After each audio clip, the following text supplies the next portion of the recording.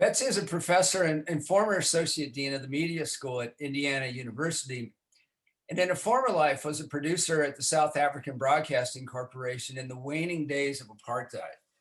This is an experience that made her aware of the inherent capacity of visuals to communicate meaning and truths beyond the words spoken in news report, because it was a time of censorship and really close monitoring of broadcasting. And so there had to be another way to get the truth out. It's a fascinating little anecdote in the preface to Image Bite Politics, where she describes this. It's really interesting. So her research, which is programmatic and ever evolving, is consistent in her concern about the influence of visual modes of news presentation, issues of gender and class, and sensationalism on message processing and comprehension, which in turn facilitates participation in democratic society. She's pioneered and carved out highly innovative and rigorous research streams employing experimental methods and content analysis in the areas of visual news analysis, visual knowledge, and gender differences in information processing. This is in addition to her earlier work, which is equally pioneering, on explicating the bells and whistles of sensationalism in TV news, and then experimentally demonstrating the effects of sensational news packaging on viewers. So very multi-methodological. In each of these areas, Betsi has advanced theory and methodology while bringing social scientific rigor to literatures that were empirically underdeveloped before she arrived on the scene. And in some of her current work, she's looking at larger questions of democracy and governance, and has been involved in a series of studies looking at the relationship, for instance, between conspiracy belief, false election narratives, and distrust in democracy. We're delighted that she's with us here today and look forward to her talk. Betsi, go ahead and screen share. Thank you, Eric. Thank you very much for a very generous introduction. It's kind of hard to recognize yourself, I would say, but yeah, thank you very much. So yeah, as if you will forgive me, I'm going to actually use a PowerPoint to do this. Thank you for this opportunity to make an argument to a group of people who created many of the building blocks that I'll use for the argument. Expect to hear nothing new, really, and I apologize for the American centrism that will seep through, no matter how hard I try not to do that. But yeah, but perhaps as I weave this argument together, you might feel the spark of an idea for a paper intro, or add an extra measure to a study you're planning, or perhaps you'll find some exit point to a way of thinking that has felt a bit worn or congested. With a title like The Social Side of Sight, the argument is very simple. It is simply that the eyes and the ability they afford to see, but also to signal outwards to others around us, are foundational to what makes us social animals. Of course, Homo sapiens is not the only social creature, but there are points of evidence, I would argue, that we are, among primates, truly next level social. I will argue here today that our eyes serve this sociality in physical and in mediated settings. So focusing on the social functions of sight is complementary to the work you've done for this very special issue that appears at a time of social havoc worldwide.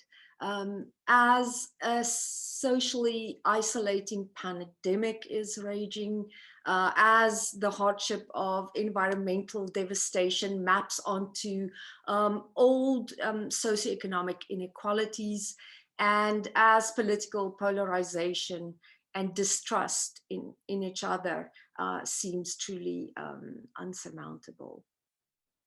By historical standards, I'd say the social fabric is stretched. And we as researchers have responsibility to assess if it will behave like spandex, which I hope it does. My attempt here today to link our eyes to our evolutionary predisposition as social animals is a very gentle call to research that recognizes that, and to attend to the current state of the social fabric. All right, so why and how are we so social, and what do our eyes have to do with it? Neuroscience identified in human and in animal brains a specialized network for orchestrating social life, and they call this the social brain. And these pathways played, they argue, a major role in the evolution of Homo sapiens. And so here are the areas of the human brain that are specialized to facilitate social collaboration, dating back to hunting and gathering, raising offspring, defending against danger, but also these are the areas that facilitate tribalism, competition, deception, and a bunch of other things that we might not like about ourselves. So the auditory and primary visual cortices, and this little area here, the fusiform face area, are central then for a fast absorption of stimuli in our external world. And face perception, these audiovisual stimuli plus the competency for facial recognition is a superb competency, I would say. There's actually no other class of objects that we are better at recognizing and interpreting than faces. And so the neocortex over here in its different regions are then responsible for deeper layers of interpretation of these audiovisual stimuli. And the amygdala, very potent in executing emotion-laden responses. So in short, the social brain very rapidly identifies social stimuli, faces, and people's dispositions towards us. It integrates large chunks of memory about the encountered friend or foe. It anticipates the behaviors of others as reciprocal or perhaps competitive, and generates some normative evaluation to motivate social behavior as, say, empathy or punishment if necessary. So apart from these specialized areas for social function in our brains, the social brain hypothesis also draws support from the extraordinary and costly size of our brains. It represents 2% of our body weight and uses 1/4 of our energy input. And there you can see some scaled representations of our brains. It's 7 times the predicted size of a mammal and 3 times the predicted size of a primate brain. Truly remarkable. Some argue that the size is driven by sensory or technical competence, foraging skills, or for innovation and wayfinding. And this is where the social brain hypothesis departs sharply. It really insists that the size of our brains is related to social maintenance. Since the Stone Age, our brains are actually becoming smaller. I mean, not a lot, but it is slowly becoming a little smaller. And so the argument is that by inventing ways to store information externally in cave art or writing or digital media, humans are able to shed some of this brain bulk. Let's be very clear, the high drama of the natural history of Homo sapiens is that extraordinary expansion of the neocortex, which is so central to integrating audiovisual stimuli and manage social life. Here's another look at that. It's actually something that happened relatively fast, less than 1 million years from Homo erectus to Homo sapiens, and an increase in that neocortex of almost 1/3 over that very short time period. And so the social brain hypothesis, they proposed this idea that the expanding neocortex allowed for expanding group size. And anthropologists and neuroscientists have collaborated to discover a quantitative relationship between neocortex size and social group size among primates. Humans, as you can see from that graph, have the largest social groups and the largest neocortex size among primates.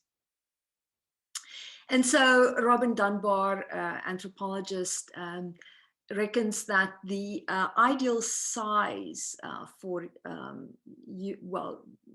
ideal human group size is around 150 for stable social relationships. And what he means by that is relationships in which an individual knows who each person in that group is, and perhaps also how each person in that group relates to other people in the group. We can store up to 1,500 faces in memory. And as you can see here, our inner circle is as small as 5 for truly where support happens. Sympathy groups around 15, active or close network around 50, and then the 150 realm is that one for loose but still thorough social group maintenance. So other pieces of evidence in support of the social brain hypothesis, the human brain is about 25% of the adult volume at birth. By comparison, chimpanzees, our closest relatives, their brain size is about 50% of their adult size at birth. So that 75% of development of the human brain gives a certain plasticity for socialization to leave an imprint. And it also requires a lot of work and parental investment and social bonds. So perhaps indeed it takes a village to raise a child. Of note here is that visual and audio acuity is there from the very start. Newborns can distinguish objects that resemble faces from other objects as soon as 30 minutes after birth. And by 7 months, infants reliably distinguish between positive and negative facial emotion. All right, so brain structure, the size of our brains, the new cortex, group size, relationship, and development. These are all things that offer support for the social brain hypothesis. And I've pointed out to the importance of sight for this hypothesis to really work.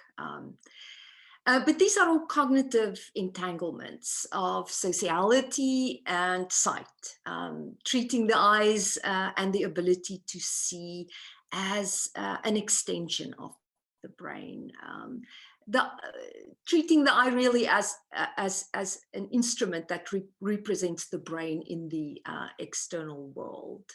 At the same time, it might be interesting just to entertain also the idea that eyes also serve as instruments of signaling outwards to others in service of social interaction. So beyond seeing and feeding our brains internally, it also is a way of signaling outwards.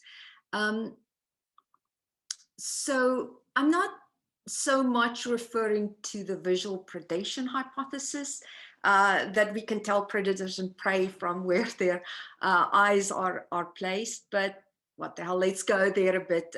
It is highly entertaining, I find. You know, the idea that predators are best served by depth perception to take down their prey, and so their eyes are closed, closely together for focus, whereas prey need that peripheral vision with eyes placed quite far apart, and this little collage makes that point fairly clearly, with predators on the left and non-predators on the right. Also, it's quite funny to see how the awareness of eye placement creates a lot of fun online, switching predator and prey eyes, resulting in kind of menacing prey and wimpy predators. I find these highly entertaining. You can really see the difference. Yeah. I find that quite entertaining. Anyway, so the bottom line here, that we are predators given our eye placement, and it's consistent across race, gender, and age. And audiovisual producers are quite aware of this in creating and casting evil characters, and also creating kind of peace-loving and friendly characters, as this example from Avatar very clearly demonstrates, with those eyes very far apart. So I just talked about something that I don't mean to talk about, but if you'll forgive me, it's so entertaining, I had to go there. But let's look at other outward-facing social functions of our eyes, things that things other than signaling predation hierarchies.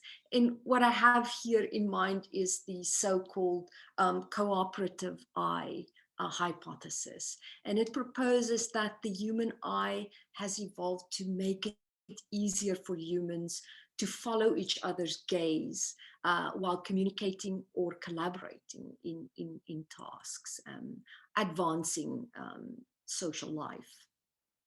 So unlike other primates, human beings have eyes with a distinct color contrast between the white sclera and the iris and the black pupil. And human eyes are also larger in proportion to the body and longer horizontally.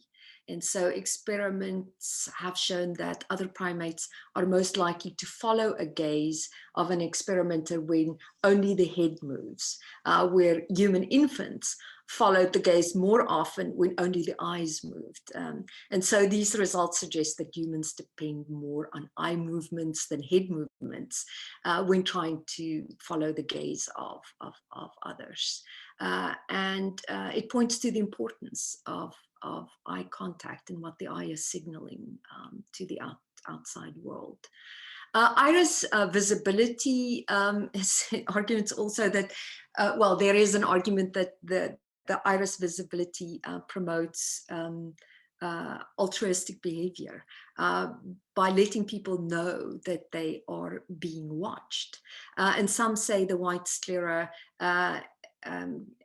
is a sign of good health, which is useful in mate selection. These are all hypotheses or explanations that are not mutually exclusive, and our highly visible eyes might serve all of these functions.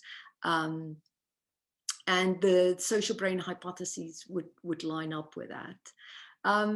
The point here is that we take our visual acuity and sociality, which is a long time in the making, into lifelike media environments.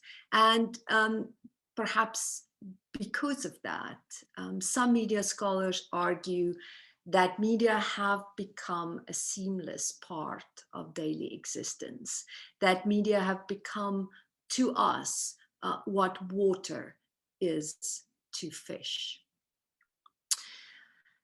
There's plenty of cute examples to capture this idea of the physical and media world blur. And I'll just share a few here that I find reasonably compelling. It's always fun to collect these.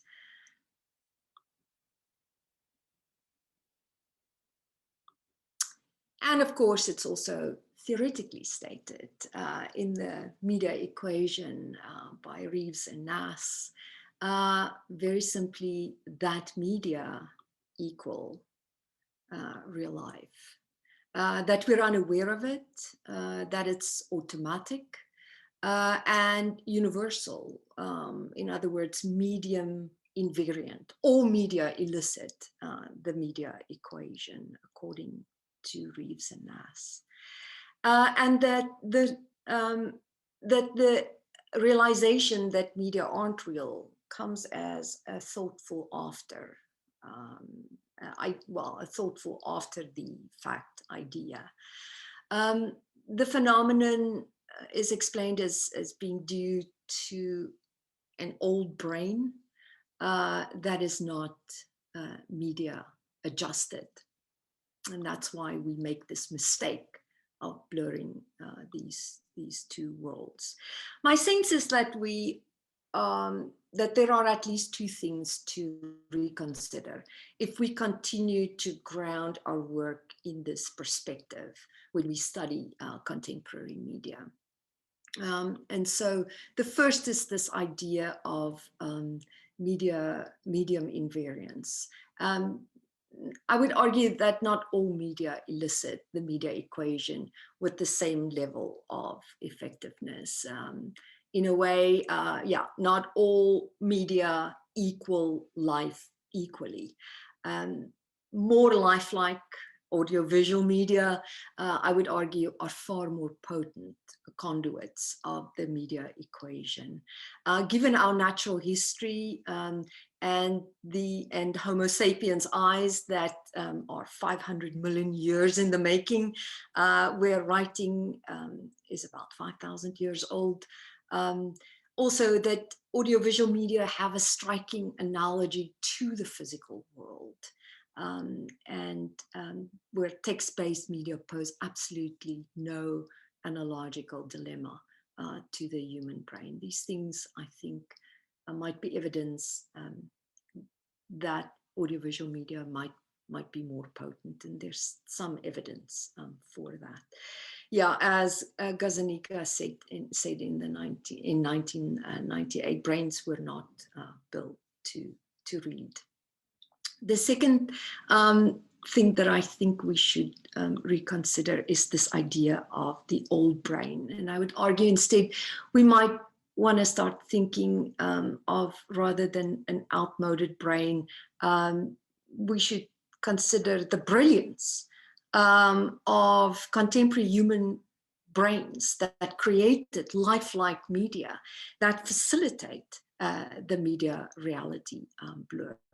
Moreover, what existing or anticipated environmental need might compel human adaptation for the ability to separate media from the physical world. At this point, I can't think of any, at least not that would make us more fit for survival. I actually recently wondered if the media equation response might explain our vulnerability to conspiracy theories and disinformation that ultimately might destroy some social cohesion. But I doubt it. Disinformation, conspiracy, deception is as old as Homo sapiens. It predates the cultural record of media making in any way. And it actually served Homo sapiens in mating, acquiring sustenance, and winning wars. Also today, we live in a mediated world at an average of 12 hours per day plus, actually 12 plus per day, often concurrently exposed to multiple media. Why should our brains discriminate between media and physical worlds if they're converging? Or put differently, why would we need a separate specialized brain centers to respond to media versus physical world encounters? And I've noticed that our discipline has produced bodies of literature that are grounded in the media equation that have avoided these two issues that I've pointed out. And they all rely heavily on audiovisuality while explaining social behavior. Here are a few. I'll just click through them.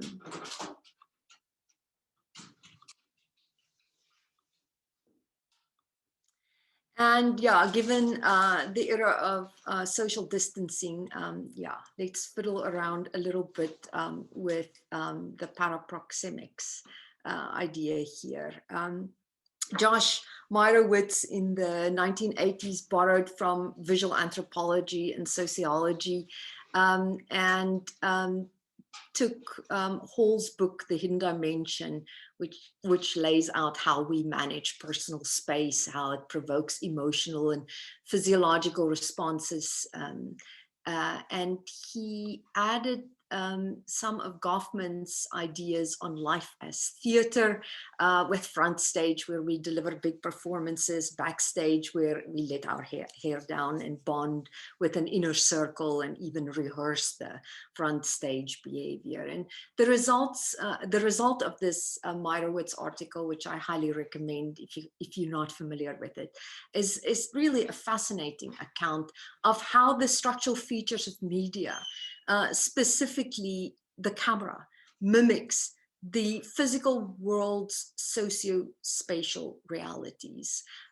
So through portrayed distances between subjects and media users, parasocial relationships are mediated. And let's go through this a bit. So we can start here with these different zones. And let's go to the fourth zone, which is really used for speeches and lectures and theatrical performances. This is public space, definitely in a Goffman sense, front stage behavior.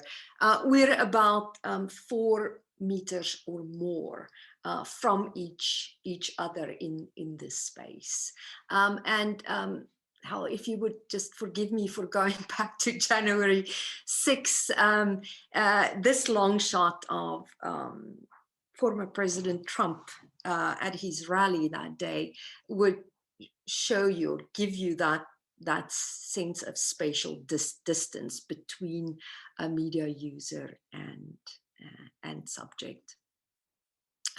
If we come in a little closer to that next zone, which really signifies the space in which, or the distance between people, well, we're now at about, let's see, 1 to 4 meters apart, where it's still reserved for strangers, perhaps newly formed groups. It's still very much the public sphere.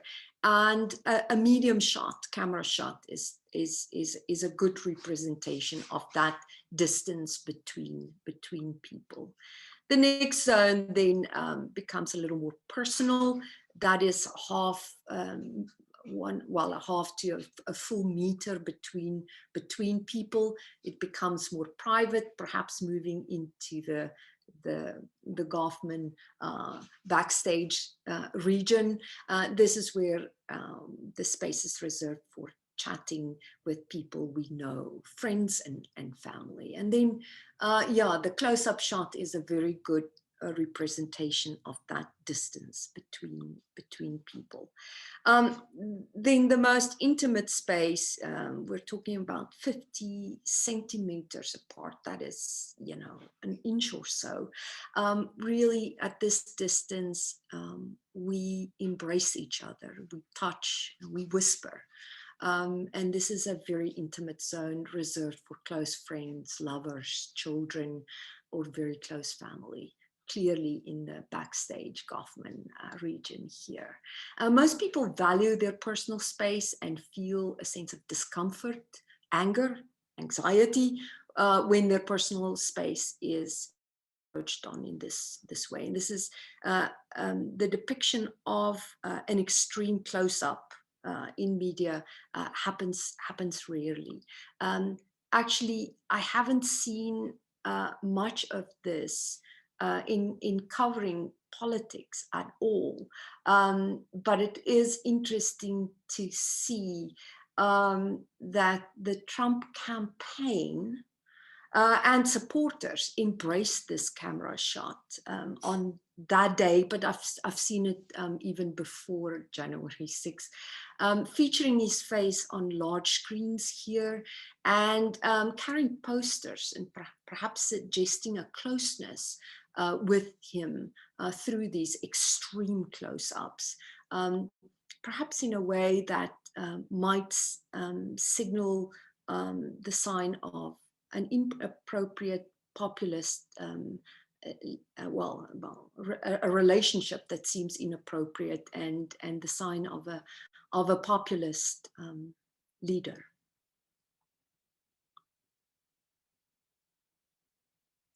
So remarkably, these paraproxemic zones that I've just gone through map comfortably on Dunbar's hypothesis of group size and relationship maintenance.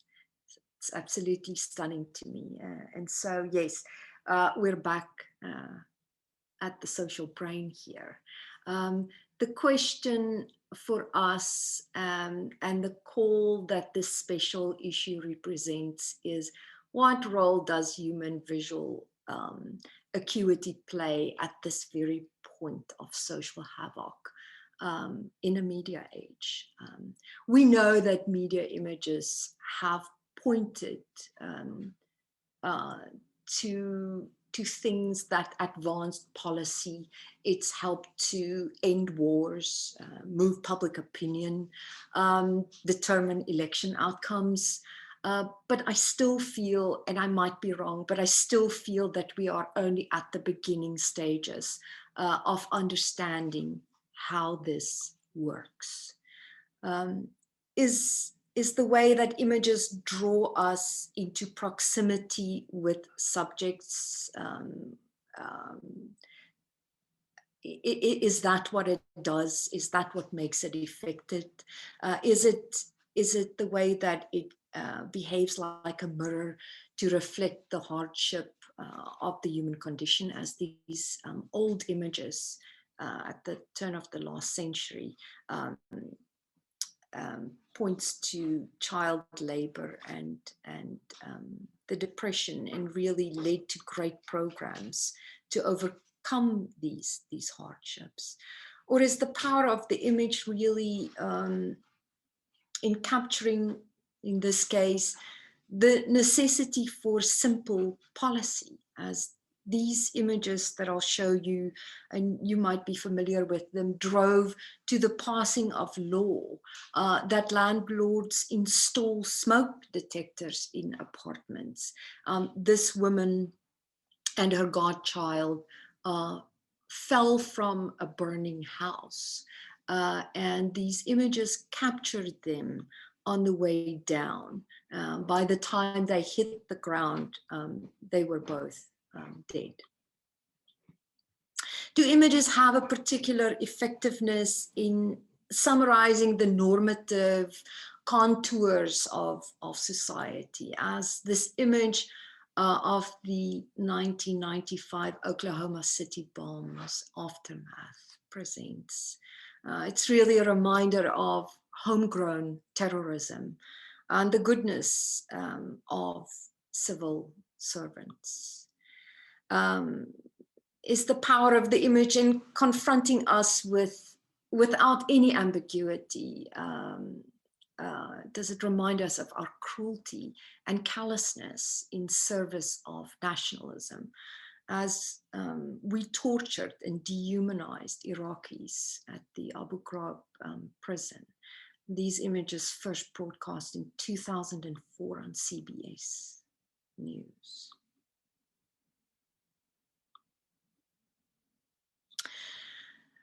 Do images have a particular potency in reminding us how we treat each other? And do they have a fast and powerful route to empathy when they demonstrate personal experiences, exemplars of hardship?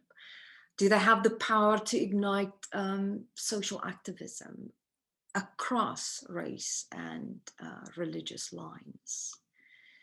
Do they have a particular weight in facilitating conspiracy beliefs and hate? Or do they have the power to break these convictions by eliciting versatile responses to realities that we tend to dismiss when it is presented as facts in more verbal accounts of reality? These are questions you have tackled, and quite frankly, I am howling for more. And I think the editors of this special issue has outlined suggestions for coordinated efforts for studying visuals. They've done a phenomenal job of that. And I'd say, yeah, let's go to work. Thank you very much. I think we have a few minutes for questions, if you have any. Great, thanks very much for that, Betsy. It's fascinating, and a great tour through all the ways that visuals can impact us socially. I was wondering, Bernadine, if you want to ask your question or your comment about the use of close-ups in the COVID-19 campaign in the UK. I think that'd be interesting. Yes, absolutely. Hope you guys can hear me. It's currently pitch black here in the UK, so I'm not going to use my video. So I'm just busy with a research group at the moment, and we're looking at the differences between Scottish government and UK government COVID-19 communication, particularly on social media and the visual analysis thereof. So I just thought it was really interesting what you were saying there about proximity and the social brain and the way that we use eyes to communicate. So the UK government has just released this new campaign called Look Into My Eyes. And you can see this all over the local supermarket where I live has got one of those moving billboards. And one of the images there is of quite an elderly man with a mask on, and he's looking kind of askance at the camera, and you just stare into his eyes, and it's very emotional. And I just think it's a really interesting research project to have a look at in terms of the emotional connection between what we're supposed to do in terms of COVID and what the government wants us to do. So yeah, that was just my point. Yeah, I wish I could see that. Can you share that with me, if you don't mind? If you could take a picture of it next time you go and send it along, I'd love to see it. Absolutely, yes, I can do that right now if you want. And I also think that's a great point. As I think about you know, the trouble we will have, and I've heard you this morning talk a lot about how to overcome the anti-vax movement. My sense is that yes, we would have to personalize very much, take people into the backstage areas to show human suffering of COVID, and also the benefits of getting the vaccination if we want to be successful in countering disinformation about the vaccines. Yeah, I actually looked it up. Let me share my screen real quickly and just call it up. So it's I guess it's stills, but also video spots. Yeah. Yeah, I think those are brilliant. Actually, by theoretical standards, if we trust some of the stuff that we know, I think these are great. It's up close. It's definitely in personal space, and it's yeah, very real human beings.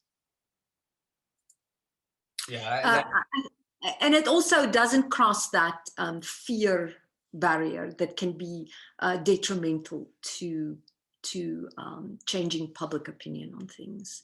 So I think that is it hits right, it hits the mark beautifully. yeah, it almost looks like an empathy appeal. And you showed that example of Trump, I guess, during the insurrection speech. Why? Elaborate a little bit more. Why do you think they use that extreme close up there? And against empathy, which he doesn't seem to have, it really seemed to show intensity. Yeah. And so I'm interested in kind of also the ways in which his gestures, mannerisms, communication, visuals may have contributed to the incitement, which I'm sure nobody in government is looking at, but could be an interesting dimension. I think seeing his supporters walk around with those massive close-ups tells me that that is how they see their relationship with him, that it is that close, that his populism has succeeded to the extent where they feel that close to him. And so I would say in the future, if we look at large crowds of any leader anywhere in the world carrying posters and signs with massive, extreme close-ups, it should signal to us that there is almost an inappropriate level of